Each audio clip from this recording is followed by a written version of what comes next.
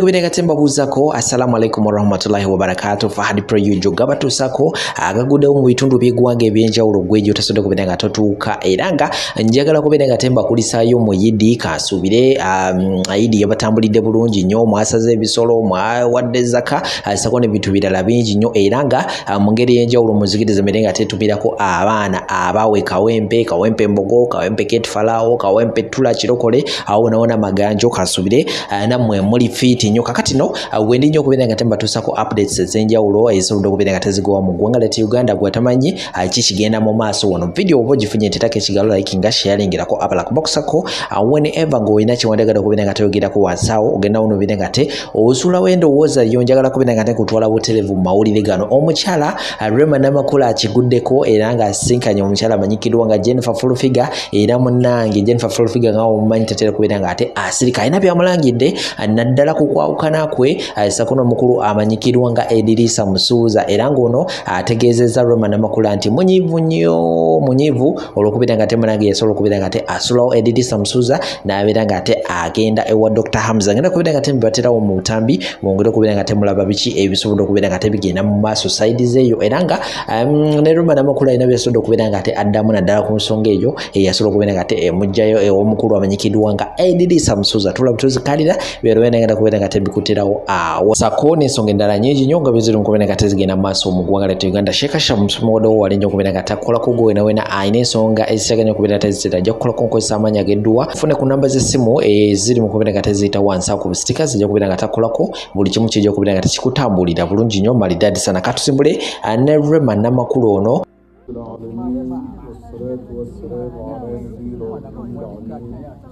صاحب الشفاء في فصل القضاء وعلى الله فلنستعين ولا حول لنا ولا قوة لنا إلا به العلي العظيم.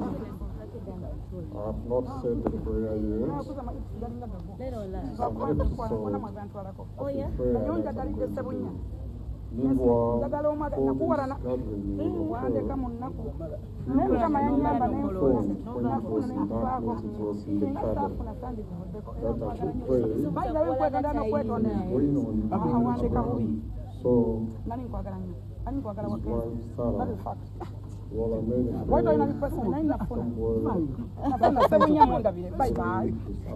Rema Namakula avuddeyo n'agamba nti ye yeewuunya abantu b'omulembe guno abavubuka okusingira ddala ab'omulembe guno omulembe guli exhausted gutya tyolyanvayo n'agamba nze ku social media nze nina kino nze nina kiri nsula gindi nvuga mmotoka gindi ne bafeekinga obulamu n'agamba ye yeewuunya takyabitegeera era n'agamba kakatawo wenzijukiridde ono munnaffe Samantha nga yatugamba oba Samantha mumujjukira gwe babanjanga ente era nze nina apartment tulina apartment Entebbe era nze simanyi tuli tuti era nze bawange bitya bannange be bano nno Lema baayogerako kakati ddakiika y'emu tugenze okulaba ono Chikeni ne munne ate Chikeni emmotoka bagimubanjako ate simanyi biki bagibanjako simanyi sente empitirivu ate kati avuga ya bbanja simanyi takyalina wasula apartment yaggwawo bannange Rema Namakula ayogedde point kubanga abantu basusse okweteeka we batalaba neyeteekawo nsula gindi nina kino nina kiri kakati n'alyoka sakuffe abatalina kye tulina ku bunkenke n'atuteekako obunkenke ne tugamba bannange ffe tetukola kumbe tukola yakulaga ayina kino ayina kiri kakati byebyo ebya Chikeni naye avundeyo ne munne batabusa atandise omwabya kyokka bulijjo ffe tulaba omwana avuga benzi simanyi biki kumbe te benzi era Chikeni wane mabega yavaayo nze woba gwe taata wange ngenda kuwa simanyi miliyoni mmeka bannange internet eni egenda kutuleetera obuzibu. Samantha nga yayogera kati ali ku live asaba mutwalo ali ku live akola biki naye mmwe tugende mpola wawulirira bino embuutu evuga mu maka ga president w'abayimbi BET award winner the Uganda commodity the cash crop Edirisa Musuuza anti mama mu makaago era nga mukyala w'Edirisa Musuuza Honorable Fiona Nyamutolo bamwongedde obwa minister mu kisanja kino 2026 paka 2031 agenda kukola ne President Museveni nga State Minister for Energy and Mineral Development.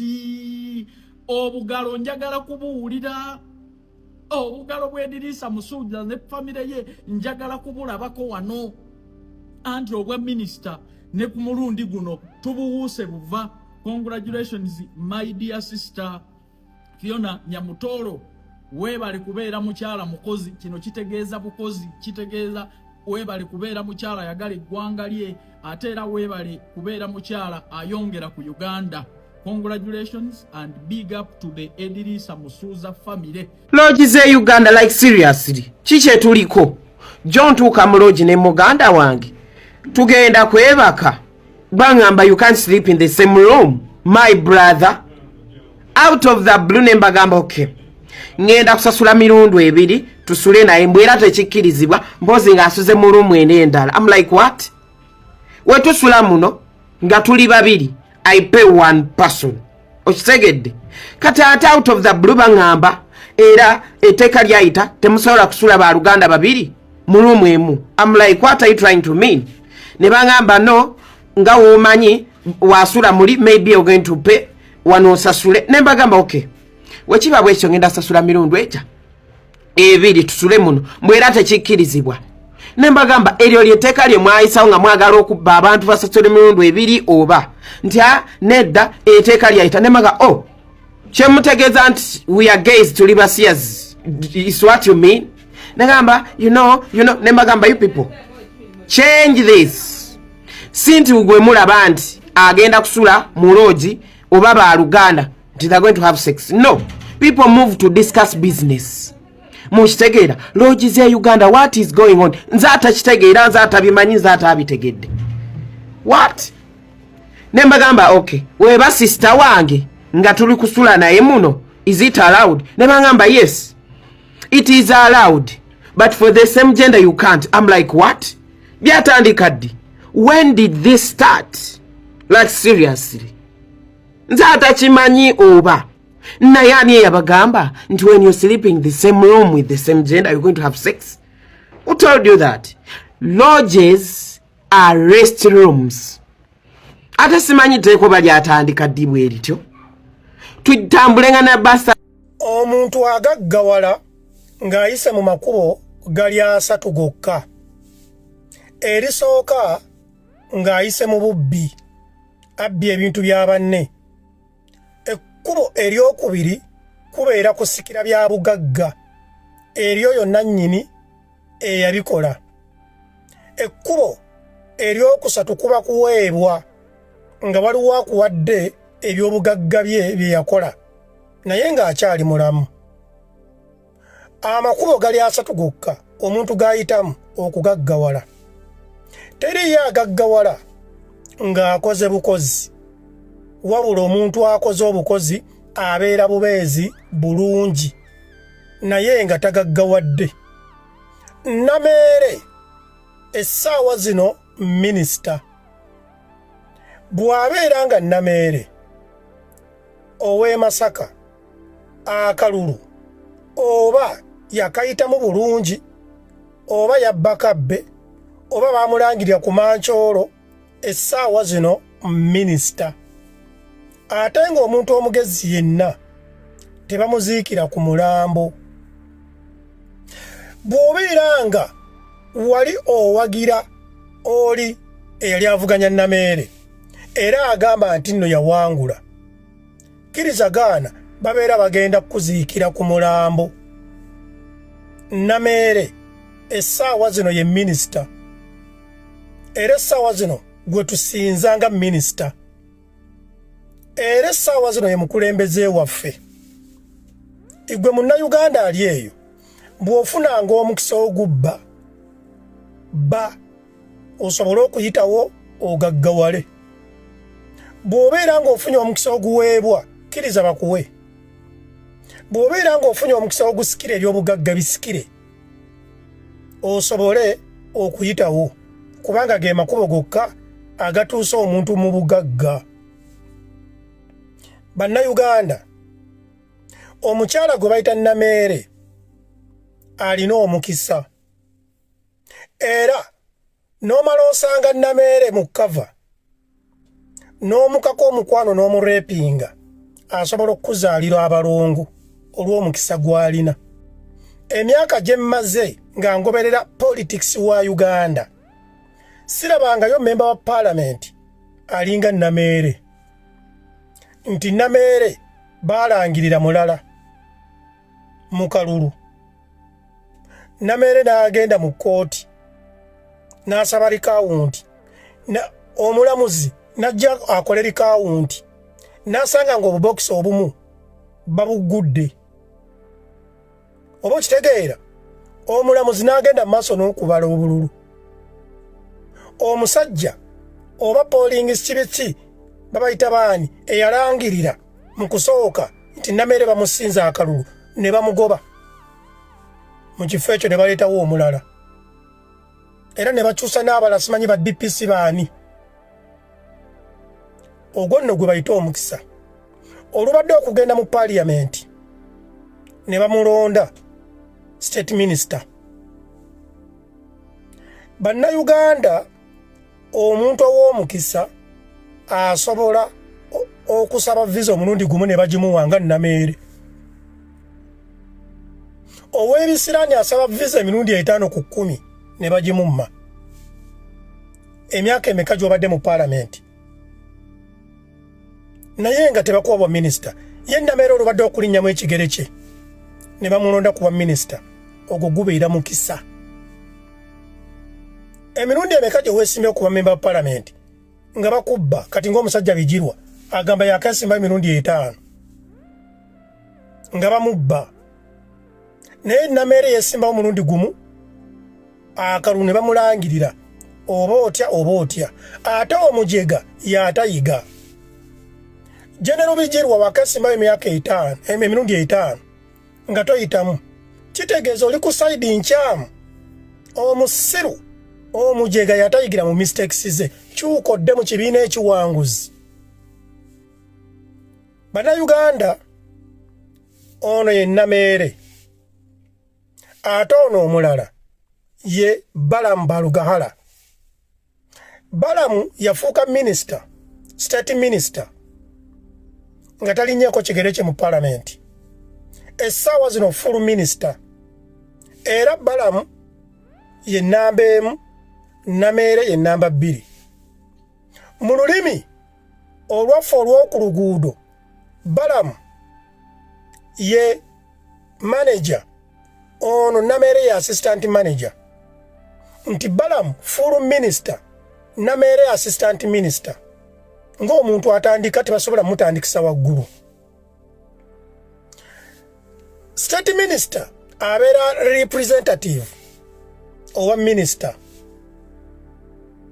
oba kitegedde abeera assistant wa minister Nameere mukazi mugezi ate era njagala okkirize nti state minister sebo abeera n'ebitiibwa byonna naye ekibuuzo kiri kimu maama Anita Among eyali alina abakuumi emmotoka 10 ng'alina abakuumi ewuwe emundu zibeera zikola zitya n'atafulumira ku lisiti y'obwa minister at least state minister oba waakiri president's advisor Bannayuganda bamu bajja kuliyita zzalawo nedda si zzalawo nti bamuzaala ye nedda omukyalo oyo tabeerangako w'NRM omukyalo oyo awangaalidde nnyo mu opposition ate okujja okuyingira parliament n'okufuna ekifo ekyo yeezizika n'agamba kampite wano nfune eggoolo yange President Museveni ne banne ne bakizuula nga kituufu Anita Among si w'NRM era y'ensonga lwaki tali kuba minister oba tali kuba presidential advisor is just a mere MP oba kitegedde naye mwami Balamu Mukama Katonda akebera mitima bannange Balamu mulungi omuntu atakolaganangako ne Balamu yatamumanyi naye ababadde babibungeesa simanyi bajja asoma bamusuubiza omuwo wa state minister simanyi Bebe Cool yaddayo okusoma bamusuubiza omuwo wa state minister list yafulumye mpozi tulinde banafulumira ku listi ya Bobi Wine ye NUP anti Bo Eva babera kwa cabinet ekisiikirize naye ekibuuzo ekikulu kiri wano abantu mbalabye bangi nga boogera ku Kabanda ne Namere era nga abamu beebuuza Kabanda asigaddewa nga Namere afuuse minisita abalala nga bagamba nti Namere akubye Kabanda jjooka. Yes, ago ge mazima. Namere akubye Kabanda jjooka. Naye Mwami Kabanda ye Secretary General owa PLU. Ate nga PLU yedda mu buyinza after President Museveni. Ekitegeeza Mwami Kabanda ali bize nnyo okusinga State Minister. Ate nga abadde alina kutandikira ku State Minister. Secretary General w'NRM munene nnyo n'okusinga aba State Ministers bonna. Secretary General owa PLU munene nnyo okusinga State Minister. Ago ge mazima. Olw'ensonga emu nti PLU be bagenda otwala obuyinza. Kitegeeza Kabanda ali bize nnyo era bayinza okubeera nga bakitunulamu nga tajja sobola kukwasaganya ofiisi y'obwamemba ba Parliament ey'obwa Secretary General wa PLU ate akwasaganye n'obwa State Minister. Ekitegeeza bayinza okuba baatuula, sigambye nti baatuula naye nza okusinziira mu kulaba nti Namere ekibiina kye kyawagira kye kiri mu buyinza. Oba kitegeera ate nga Namere member of Parliament ate nga mukazi mugezi. Oba kitegeera talina nnyo ofiisi egenda mufuula bizi ng'oggyeko ey'obwomupi kabamuwa obwa minisita. Kabanda tasaana kuweebwa bwa State Minister kubanga ali bize coordinating Uganda yonna. Secretary General yabeera addukanya ekibiina nga bw'olaba Lubongoya nti Lubongoya mu NUP ayina amaanyi mangi kati ye Kabanda era ye Secretary General w'NRM. Sigamba Kabanda ngamba ngeraageranya naye ekintu kino kirina ekirala kyekinjigiriza. Sometimes abaagera olugero nti ekidomola ekikalu kivuga nnyo okusinga ekijjudde amazzi.